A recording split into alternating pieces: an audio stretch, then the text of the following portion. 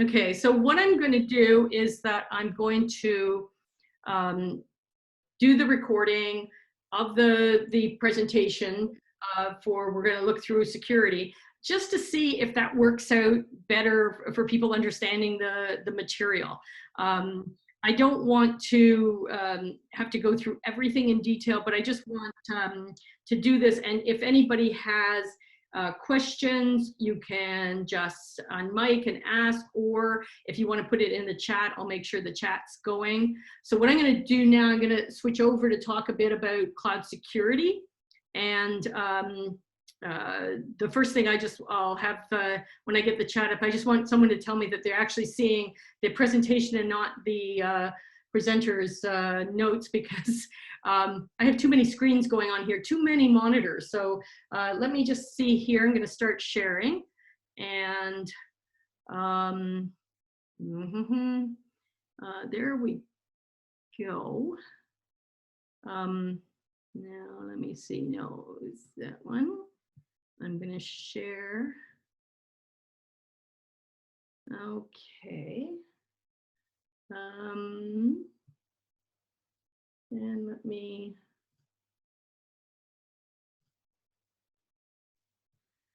Okay. Sharing is paused. Bring your shared window to the front. No idea. Okay. Let me get the chat going here.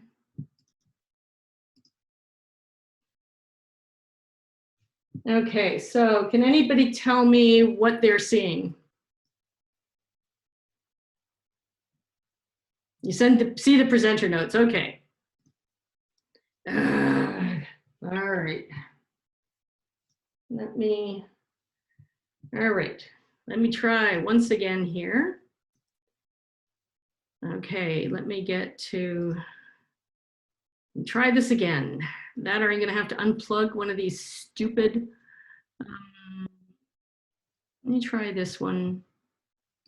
We'll see.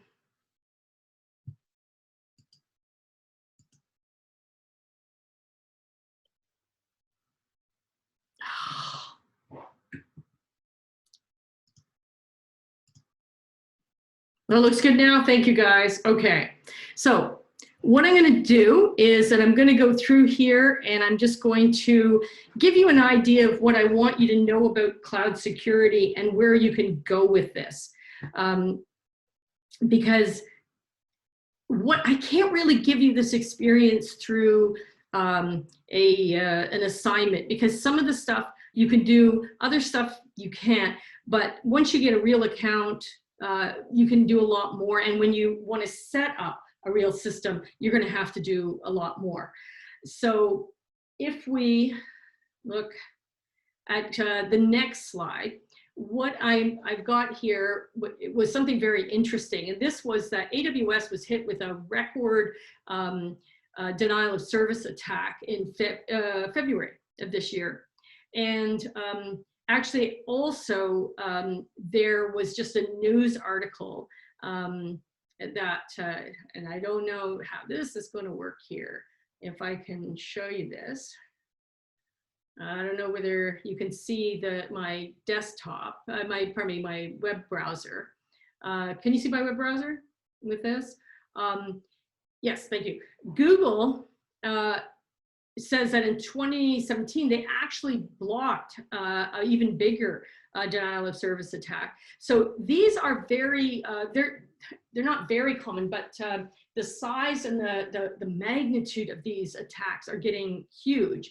And in fact, if you read down this article I just saw this morning, they were saying that that the Google, now this wasn't just to Google Cloud that they were attacking all of Google, but and they claimed that it was a country doing it. I think they said China was doing it, but they were saying their Google Cloud claims to work with others in the community to identify and dismantle the infrastructure that's used to do these attacks.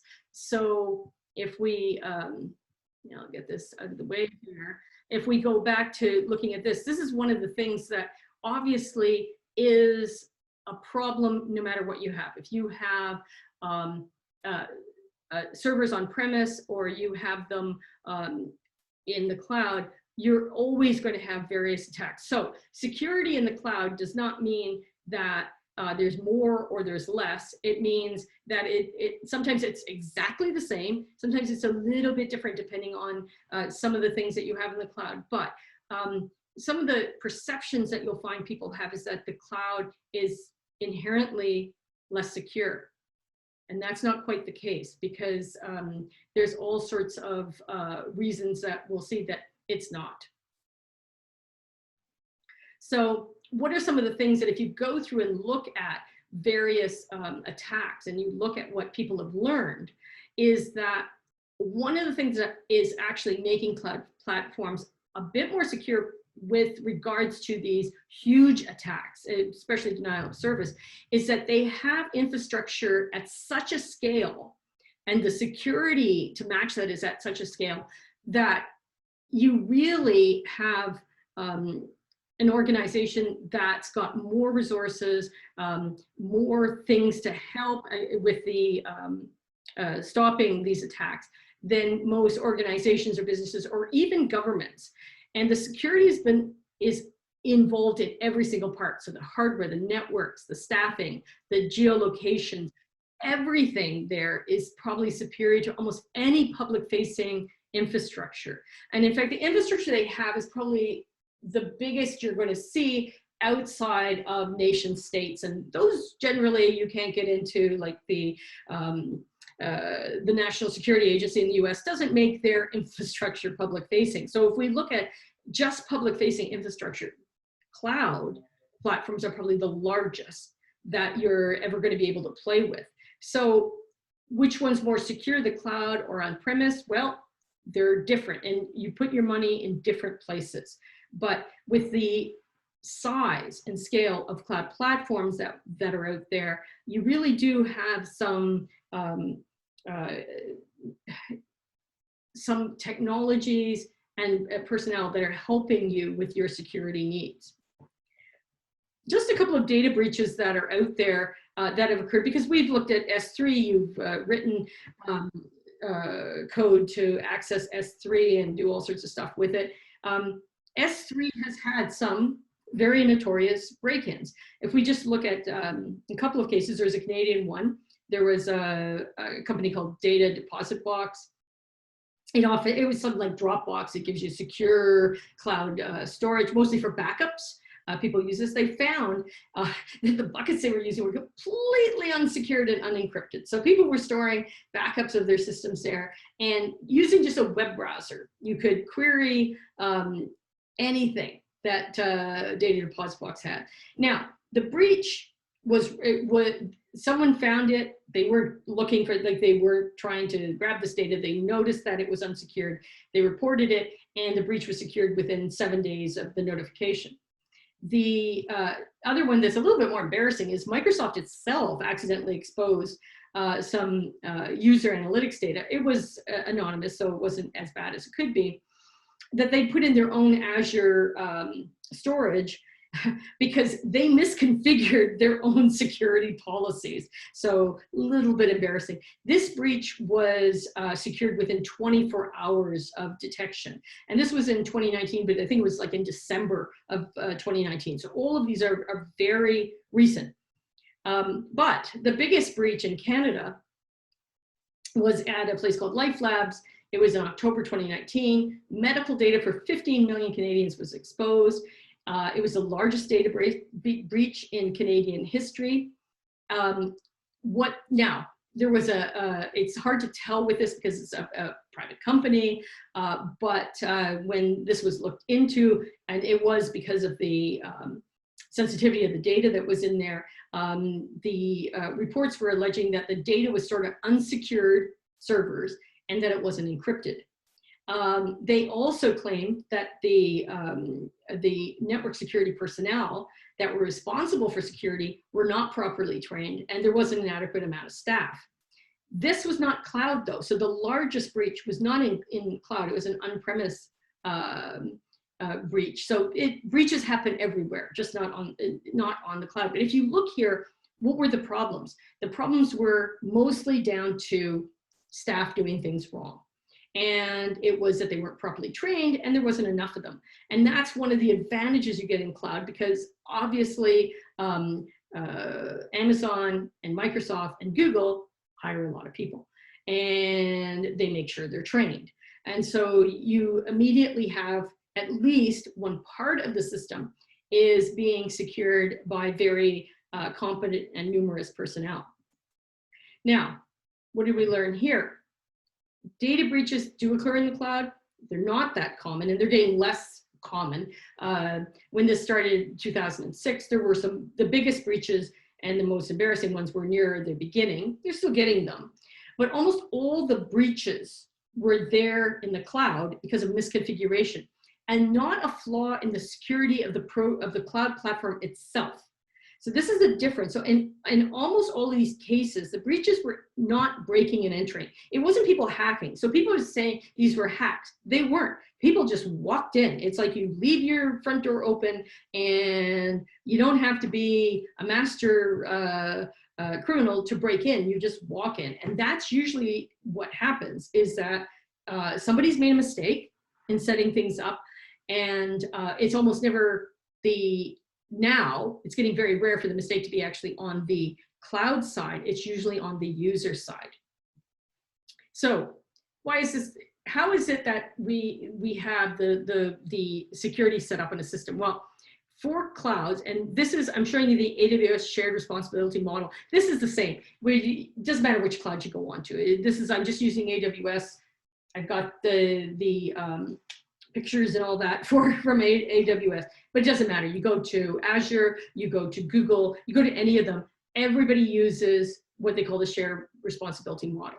So the platform, the cloud platform company, the AWS, Azure, GCP, they're responsible what they call security of the cloud. So if we look in this slide, you can see there's the orange part. And with the orange part, sorry, lost myself here. Okay, if we look at the orange part, that is what AWS is responsible for. So they're responsible for protecting the infrastructure, so the hardware, the basic software like the VM systems, the networking, the facilities. They're all run by the cloud, and they're responsible for protecting all the services that will give you. Everything outside of that, right, where like the customer's data, their applications they're running, any changes they made to operating systems or firewalls they put on if they don't use what the network provides from the platform, that's all their responsibility. So the next one is that the customer's responsible for security in the cloud. So of the cloud, it's the provider. In the cloud, it's the customer. So it depends on which cloud service you're using and the amount of configuration that is your responsibility. But some of that configuration and some of that responsibility has to do with security. So for example, with for S3, you are responsible for certain things. So if we look at that as an example for security in the cloud, what do you have to do? Well, and we'll look at this later, the IAM policies. This is the identities and authorization policy. So in other words, logins and permissions. You're responsible for that because you set it up. Bucket policies. So how you actually have set up the buckets. Did you say they were open to the public? Did you leave it to the default? There's access control lists when you want to make certain things, like you want to get fine-grained about it. So in all of these, the service gives you the sort of the coarse grain one where you can say everything is private or everything is open. And then you have finer grain where you can say this identity can see this piece of data, this object. Obviously, they have all the, there's authentication and URL-based access. Once again, you can make it as open as you want. And then there's encryption. you can choose what kind of encryption you want, and you can be the one managing the encryption, or you can go to the encryption that is managed by the system itself. But you have to choose encryption in a lot of systems. Now, some systems do encrypt, but not at the level that you see necessarily. And that is a distinction when you look at different platforms, is to find out what encryption they do with regards to data, because some of them do actually do more encryption than others, Google being one of them. Now, if we look at S3 for security of the cloud, what does Amazon AWS do? Well, the S3 buckets are private by default. So they've set up the system. They weren't at the beginning. You had to choose. Now, when you go in, if you do nothing, if you assume the fetal position when you're setting up your system is secure. Your S3 buckets are secure. The user, the person setting up the S3 buckets, creating them, must take explicit steps to allow public unauthorized access. This isn't something you accidentally do. You must choose. So like I said, if you don't choose anything except the defaults, your bucket, your objects are secure. Now, there's many more things. There's all sorts of different things that can happen to the cloud. You've got the denial of service, which is, can be, these are massive targets. And so obviously you can get some pretty bad attacks against them. You have the data breaches, which are always exciting because people put so much data up there. But you can have other things. There's been, when I first did this course, Tyler Green, a student, showed me this article that he found about rootkits in the cloud. So this was a hacker group breached AWS servers. So the servers that you're putting up now for your assignment number 2, the EC2s, are really in essence no more secure than it would be on your own server, except for the fact that there's some things that they can protect against. But you know what? They're not that much different than if you were just doing them on your own server. So this was a hack. This isn't like the data. The data is almost never a hack. It's usually people notice somebody did something wrong and misconfigured it, and they take advantage of it. So there's people scanning it all the time to see if you've made a mistake and that the data you've exposed is something they want to use. This was a hack.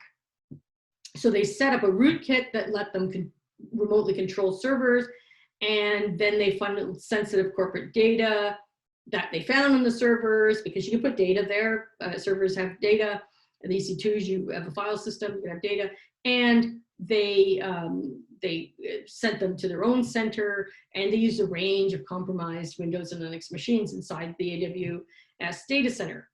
Now, this was they figure a nation state actor that did this. So in other words, it's not just some little script kiddies out there, but they think that they had their own sort of rootkit there that was going to funnel data off servers, but it wasn't actually predicated on just being in the cloud. They were cloud on-premise. It didn't matter to them. Okay, so this is a general attack, and this happens. I think most of you probably know what a rootkit is. Originally, it was just a collection of Unix tools that gave you administrator level access. Obviously, though, that's a problem, because if you have administrator level access, then you can do all sorts of things, including hiding the fact that you were there in the first place. And so rootkits became malware. These are out there for attacking Unix systems. Windows, any kind of system, has the ability to be compromised by rootkits if things aren't set up properly. So what was the real problem here? So there was a cybersecurity company, Sophos, that investigated the incident. And this is their analysis. I'll just read it. Analysis: the system revealed the presence of a rootkit that granted the malware's operators the ability to remotely control the servers through the AWS security groups.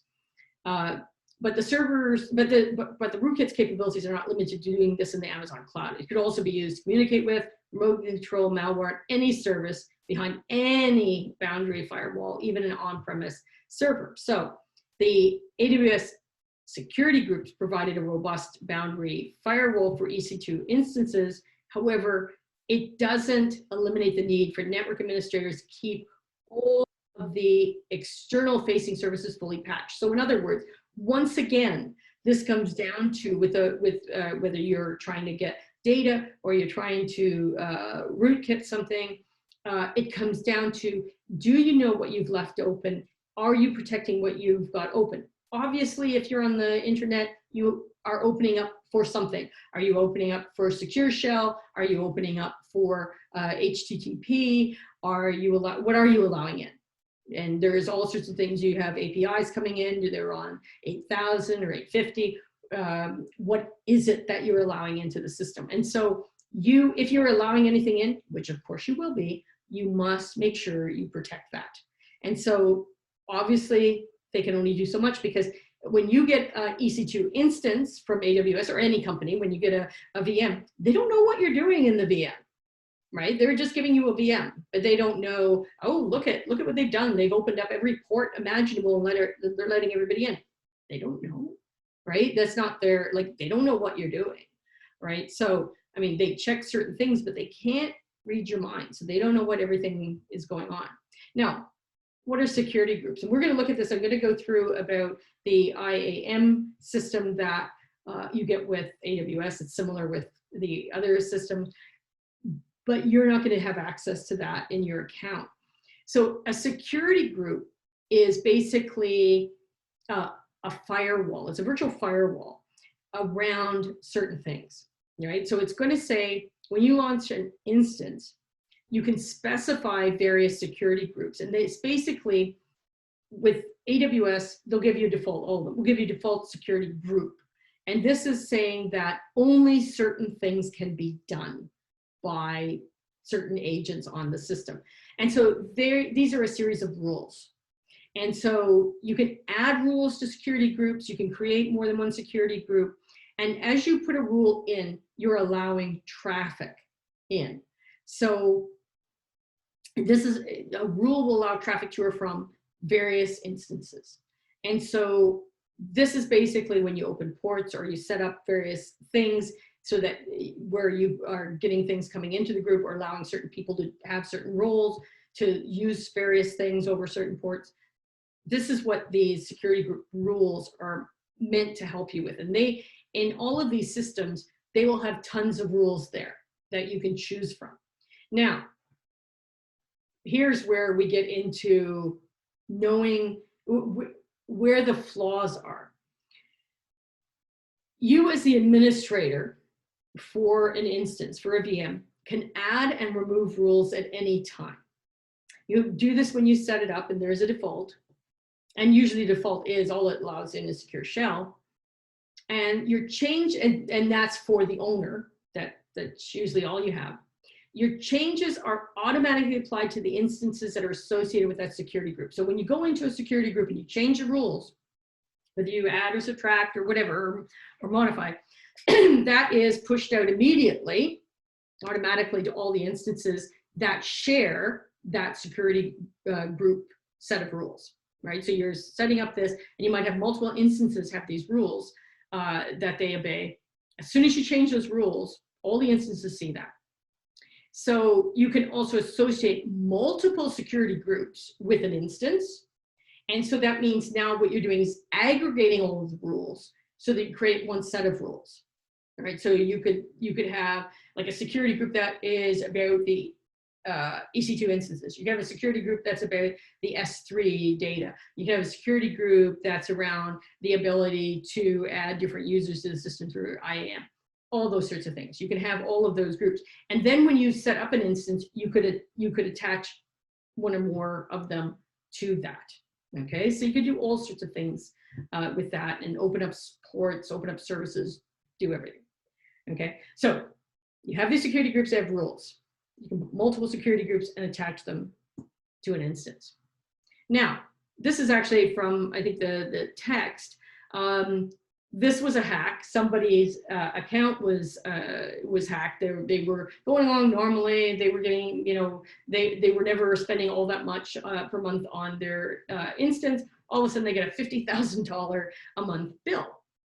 And it was like, what happened? Well, what happened is that the user broke a rule that is not just for cloud, but they actually hard-coded their Amazon access key into some code and then posted that code publicly to GitHub. Obviously, there are bad actors out there that go through and scan all these publicly available GitHub repositories and look for things like access codes and passwords and all sorts of things. And then once they found it, they grabbed his account and did Bitcoin mining, which is very expensive. So now, for this guy, it was okay because Amazon, if you can prove it's fraud, are very forgiving.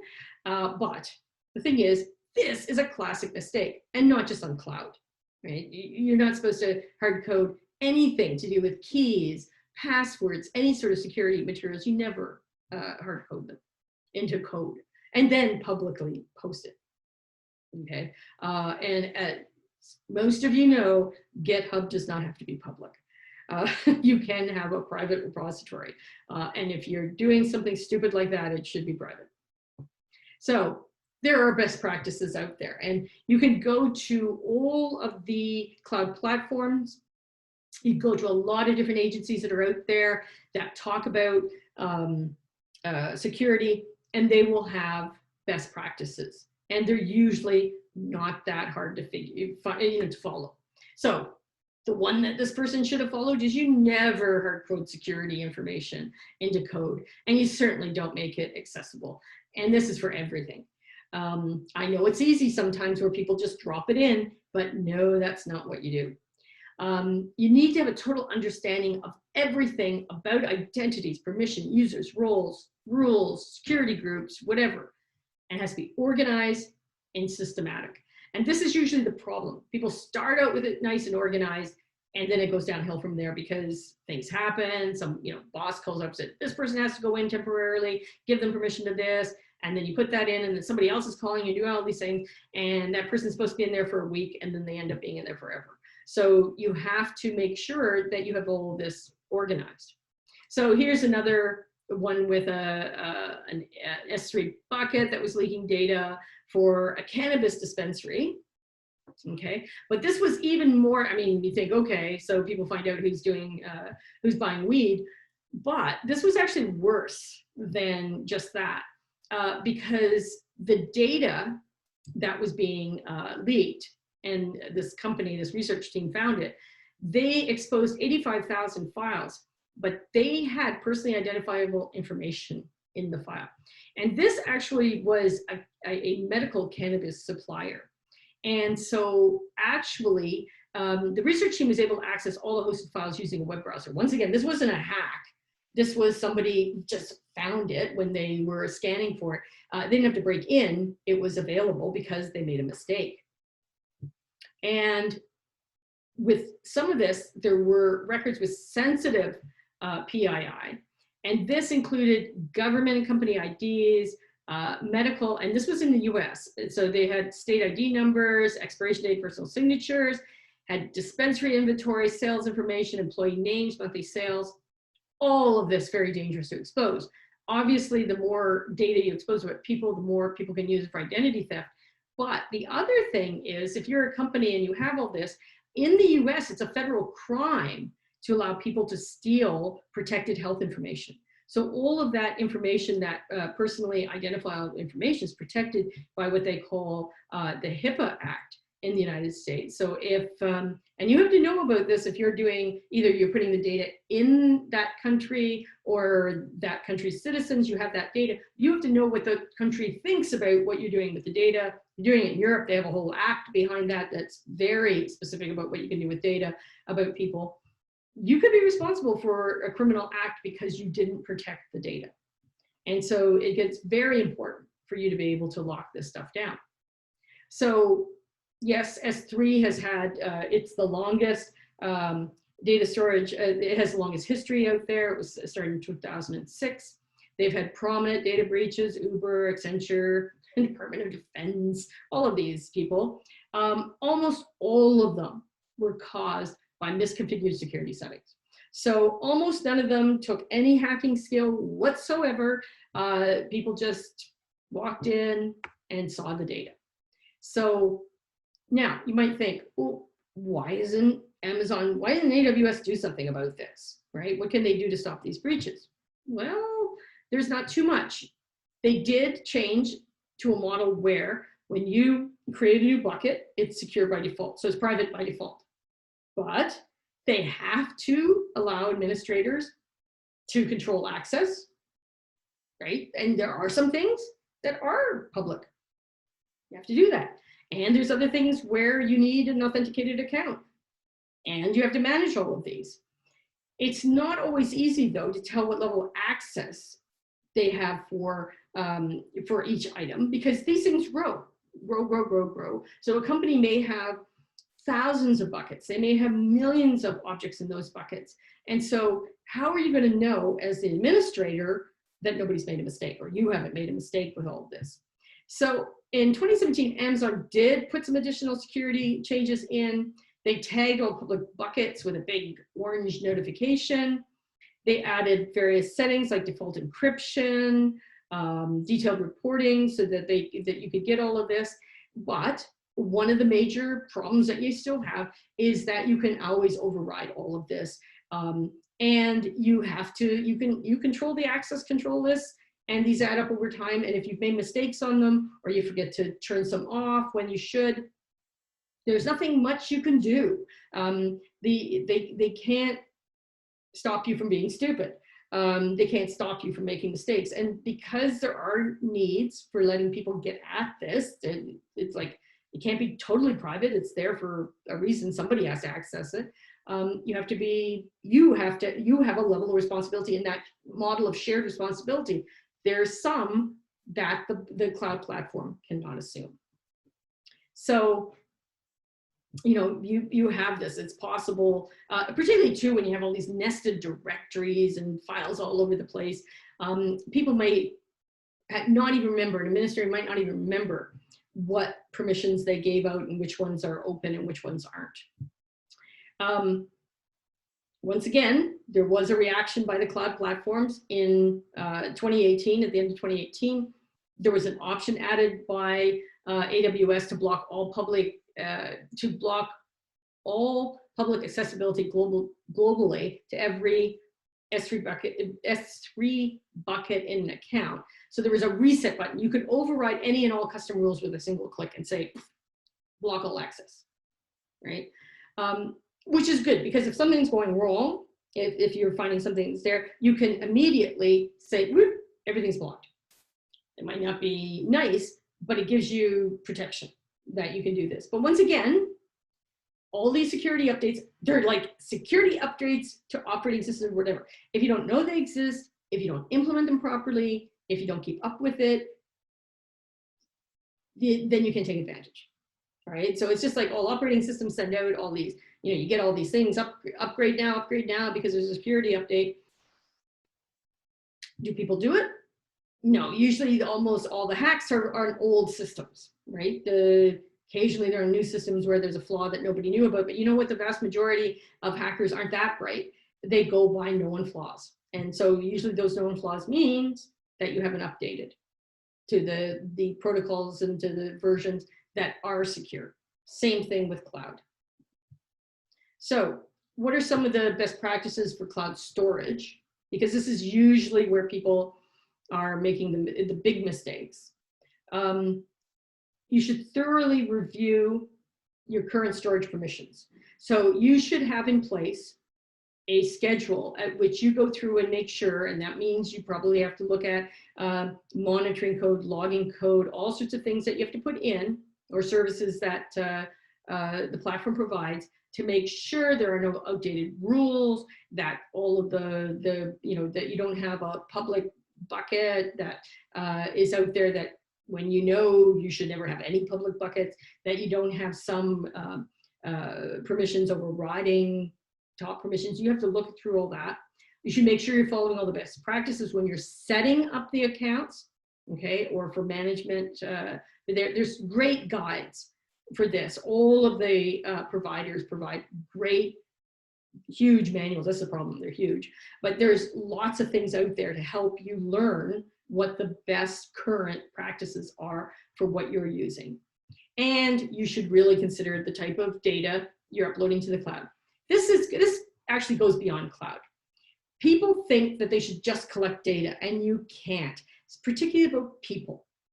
If you want to lower your data footprint because you want to make it small, you want to reduce it, because the more you have, the more damage can be done if there's a breach. So if you're not storing identifiable information that can identify a person, if you don't have that, if you're not storing that, then because you need it, then you're safe. If you do need it, then maybe you should be encrypting it. Maybe you should have it separate from other parts so that you have to put these together, so you have to have more than one thing, or you have to have made a mistake in more than one thing to be able to put everything together. These are practices that you should be doing no matter what. But the thing is, now that so many people are storing in the cloud, even if they don't even realize it, because most of the stuff they're using for storage systems like Dropbox and Google Drive and all those things are all cloud-based. You should make sure that what you're storing there, you should have, and that you know what the danger is if someone sees it, right? Some data isn't, like they see it, who cares, right? There's no value to it. Nobody's going to steal it because it's not valuable. Nobody's going to be able to use it because it doesn't let them do something evil with it. But you have to know all of those things. So what causes data and security breaches? Lack of understanding the shared responsibility model. You have to understand what you're responsible for. Lack of audits. When you're doing these things, you should have a schedule at which you go through and audit all the permissions, all the people that are on the system, all the rules, everything like that, to make sure nothing there hasn't been a mistake. And you can actually put in logging and access control. There's lots of different systems and services that these systems provide. And there are third-party ones where you can make sure that you are logging what's going on in the system, and you're particularly looking at who's accessing the system, and in fact put alarms on that so that when something happens, or that you can look at and say, have no idea why that's happening. It can be immediately alarming the system administration. Like I said, they have now the button, beep, everything shut down. You can do that so that the person in charge of that data knows the minute something starts happening, and they can get in and do something. And of course, the common problem is misconfiguration, and that is usually education. So that means everybody that works on this, particularly with data, has to have all the education for the security for the system. It can't be something that you don't have training in. You have to have training in this. So how can you mitigate a lot of these issues? There's lots of cloud security tools out there. If you just go through any of the platforms, AWS, Azure, Google, whatever, go through, look at you might not be able to use them with your account, or even if you could, you might not be able to afford them, but look at all the things they have. Obviously, some of these are pricier items, but when your data can land you in jail because you didn't protect it, you're gonna pay for it. So look at what's out there. There's lots of security tools that they provide for you, from encryption to logging to auditing to alarms, all sorts of things. There's lots of training and awareness, like manuals, best practices, but there's lots of training that you can get for your personnel or for yourself to avoid misconfiguration. Auditing. Obviously, you should be auditing everything that you use on cloud infrastructure, and maybe some things you shouldn't use. Maybe they're too dangerous, so you don't use them.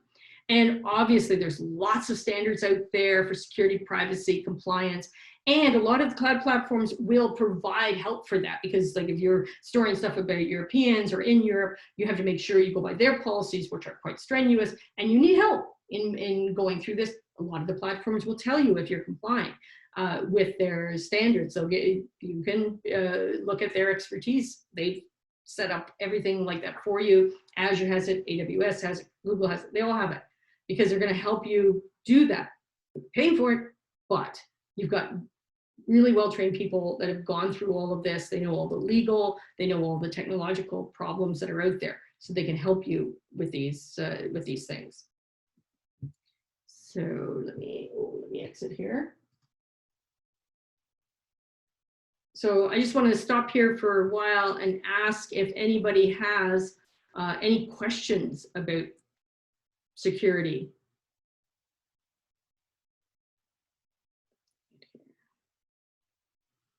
I have a problem here. When I do this now, for some reason, my mouse goes away.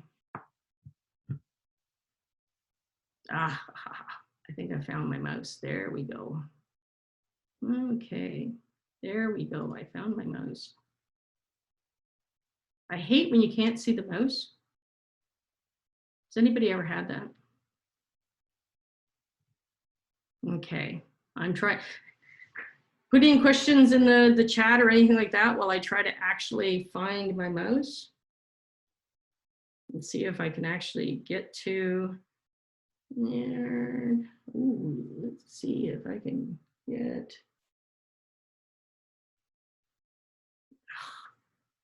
Oh, there we go. I'm gonna see if I stop sharing. Nope, stop sharing. Sorry.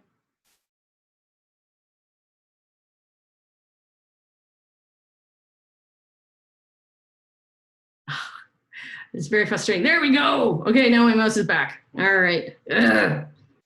So that I can set this up, I have to, you don't want to know with the stupid windows. But does anybody have questions about this? Let me get that. Okay.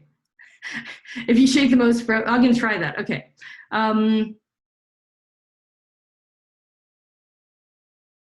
Okay, for this, the question there is, for H2, are we supposed to be creating an SG through our script, or can it be a precondition?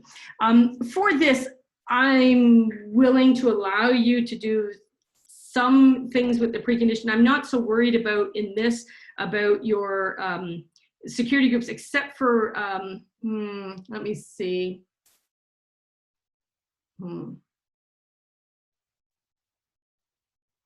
You know, I don't think you have to actually do too much with that. It can be a precondition because, to be honest, the only thing you need to do on any of this is to do with secure shelling in, to get things going on the server itself for doing the containers and things like that. So yeah, I'm not too worried about that because you can't get access to all the things you need to get access to really do this in a good way. So yeah, I'd be willing to accept that be done basically as a precondition. But this is a good question because one of the things that you would have to do when you're setting up instances, and this is why it was probably why someone that was trying to hack a system that wanted to get all sorts of servers so they could do other things with it, why they wanted to put rootkits on that, is that when people are setting up this, it depends on what you want to use the VM for. So let's say you want to, you're a system administrator, you're setting it up because your group is going to do you know, like a development, and you want to give everybody a server. You're going to have to really be careful about setting up who can be on what and who has what roles. And the best way to do that is through IAM, which I'll talk to you about on Wednesday. And so you can't do that right now. So I'll talk about there what you do with IAM and how you set it up. But you can't do that right now for the assignment. You're trying to find some documentation for setting up via script, but it wouldn't work. Yeah, it depends on, part of the problem is that you can't get access to the IAM instructions. And I think that's probably what you're running into, is you're trying to get them and you can't from your account. I'll show you them on Wednesday about what you want to look at. But I think the thing is right now, when you set up a VM, you will have access as the owner of the VM to do secure shell into that and do some stuff via that. But that's about it. Okay, so it is a bit of a puzzle that I'm setting you, but how are you going to actually do the last part? Okay, the first part's easy, but how are you going to do the last part? And actually, it's funny, I was fooling around on Google Cloud yesterday. And in fact, it would be really easy if I had actually let you do this on Google Cloud, the container part, because there's actually a function for that. And in fact, it's a good thing to see because people have thought about this, right? So I'm asking you to do it the hard way. But if you go to Google Cloud, you can actually see that they do have, when you're setting up an instance, you can actually containerize it. You can put all sorts of containers on it. So they actually have that set up because that's a common thing, because you would be doing that. You would be setting it up for other people. You know, you'd be setting it up and saying, okay, I'm setting up a development environment, bang, bang, bang, bang, bang. I've got that same development environment on 5 different instances for 5 different people. Right? But you also would be setting up those 5 people and giving them identities in the system, because you would own everything as the system administrator, and they would be users on the system. So there's a lot of things with setting up the VMs that are a little bit cranky in a way. The data storage and a lot of the services like databases and, you know, big data storage, everything like that, it's actually fairly well researched and used and documented and pretty easy to set up. There's also ways to misconfigure it, but I mean, it's pretty straightforward compared with the VMs, because VMs are kind of a strange beastie for clouds, because even though for the most part, that's what you think of with cloud, is that you get a VM and you get some data storage and off you go. The VM poses a bit of a conundrum because it's all your responsibility. Once you got one, you're doing everything under there, and then it gets a little bit dicey. So that's why I want you to have a think and a real pondering how you're going to do this part about setting the server up once you have it. Okay, so that's why I want you to think about that, because that is a little bit of a problem. Now, I just want to, let me see. Let me go through and just talk a little bit more about, let me share my screen again, and that'll give me a chance to see if I lose if I lose the mouse, and we'll try the shaking. Okay, come on, share. There we go. All right. So I'll just go through, everybody's seeing this, right? Come on. And let me try to get back to, there we go, wait a minute. I want to get the chat. Yeah, okay. All right, so we went through the shared security model. Okay, and we've got of the cloud, in the cloud. And so with, just to reiterate, with buckets, you've got all sorts of different things that you can do with them. You've got the security that they allow you, but you can get rid of it. Just to show you, this is Amazon, Amazon on one side, this is Azure on the other side. They represent it differently, but it's the same thing. They have the same shared responsibility model. This is quite standard. And obviously, the network on down is what the provider is doing. You're all above that with everything. And basically what I want you to look at here is everything here, all of this stuff. This is, you don't get away without knowing this. So even though you have gone onto the cloud and people think, oh good, then we don't need system administrators. Yeah, you still do, right? You still do. They just work differently. They're working on different things. You don't need the ones that are looking at the hardware, but you do need the ones that are doing everything from the operating system on up, and particularly things like credentials, policies, configurations. Most people wouldn't think that's what the system administrator does, but that's actually that's the most important thing they're doing on the cloud. So when you're using the cloud, the big security issues are the data, the access to the virtual machines and any containers that are on them that you create, using the services in a secure way. And we're going to look later in the course at various services where they're very high level services. And they also have some security aspects. And then there's security guidelines from various security organizations. So I told you before about the Center for Internet Security. It is something that we are part of as the University of Guelph. And so you should be able to go there and actually find out all about different security issues. Because you should get a free account. You want to follow the IAM best practices. These are, you know, like you have to really be careful when you're doing this, and you have to really understand, because they don't, obviously it's not easy because you've got keys, you've got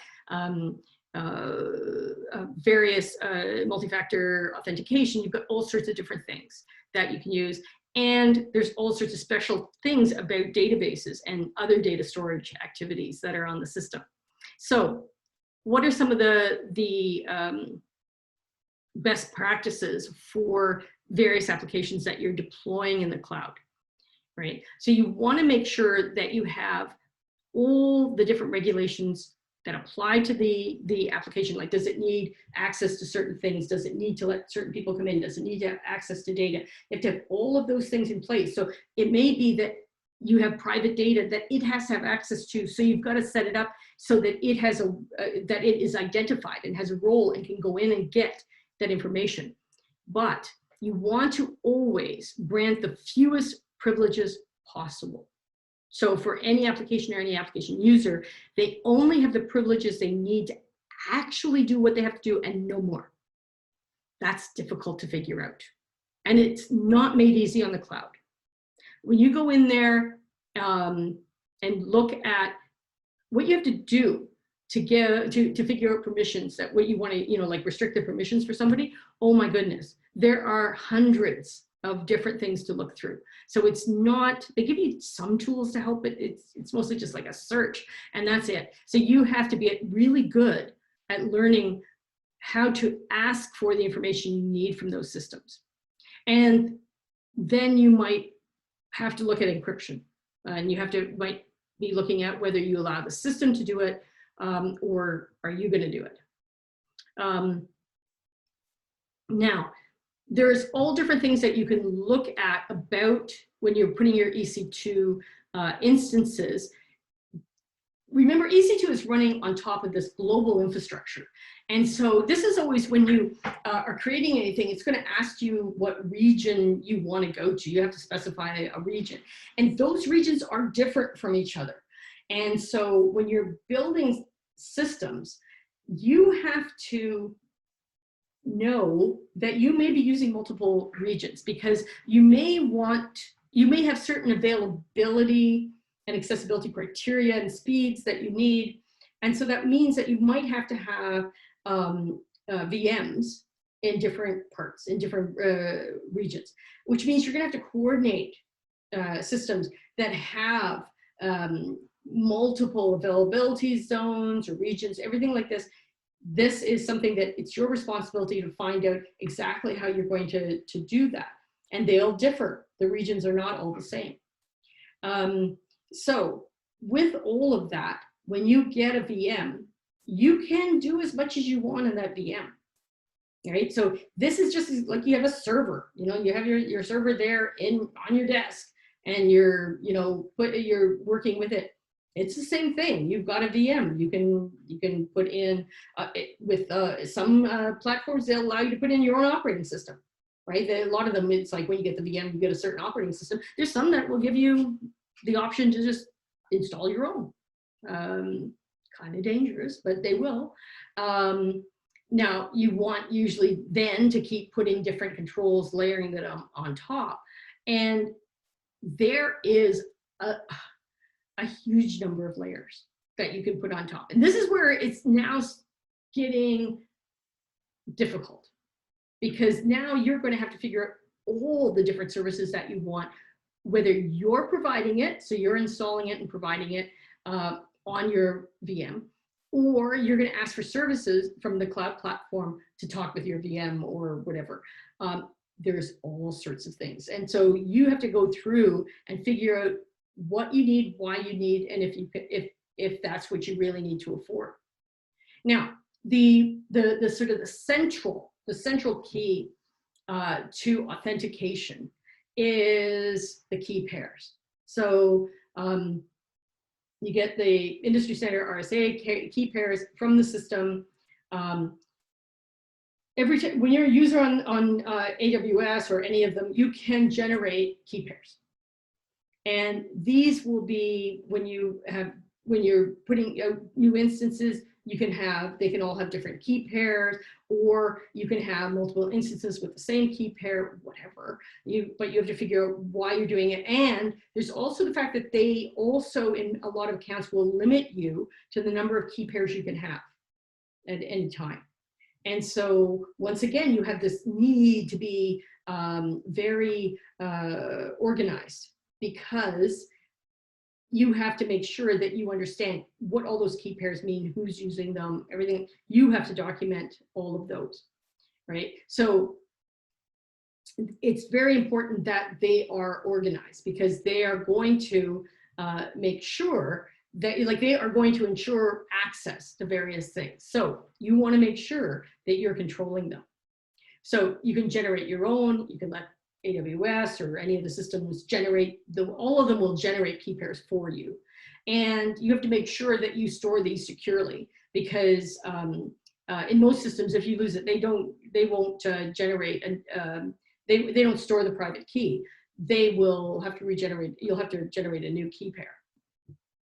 So if you go to what they call container services, so these are like where you're using a relational database or a data lake, that's what EMR is.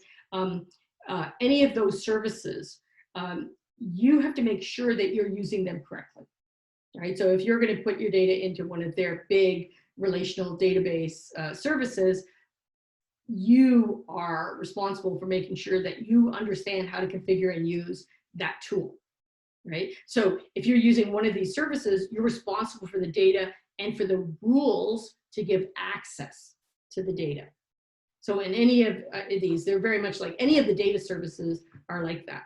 If you've got these abstract services like S3, DynamoDB, any of these, you have to make sure you're integrating them with the identities that you've set up for the system, because you're responsible for that. So you're generating that, you're using the tools to make sure that everybody has the right identity and the right permissions to use that, and use it at all different layers. So use it for the web access when you're using the console, using it when you're using the CLI, when you're using the SDK. All of those have to have appropriate access credentials. And once again, you want to make sure that users or programs that are using any of this have only the permissions they need.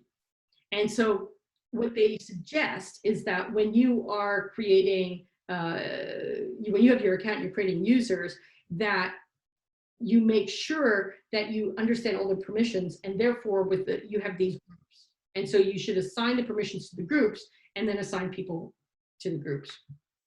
So one of the things about your AWS account is that basically makes you root. That makes you super user, and you manage everything, right?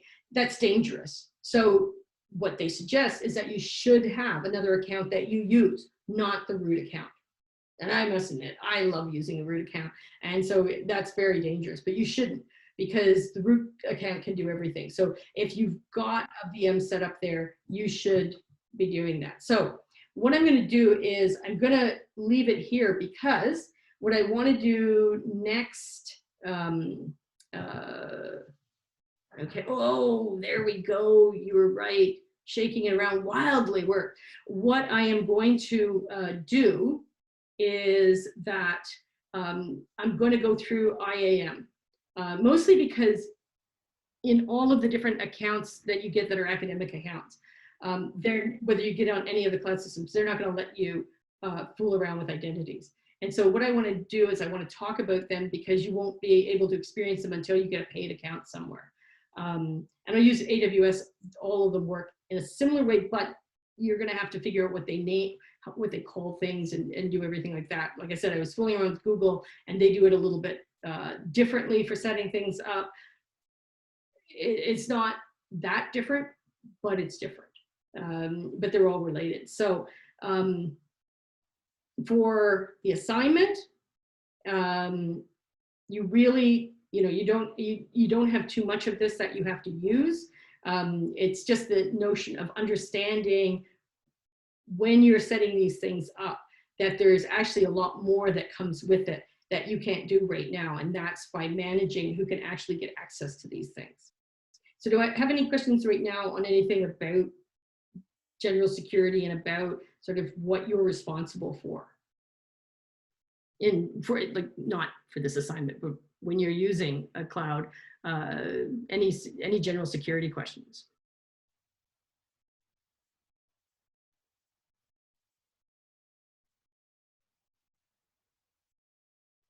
All right, well, we did a lot today going through that. I want to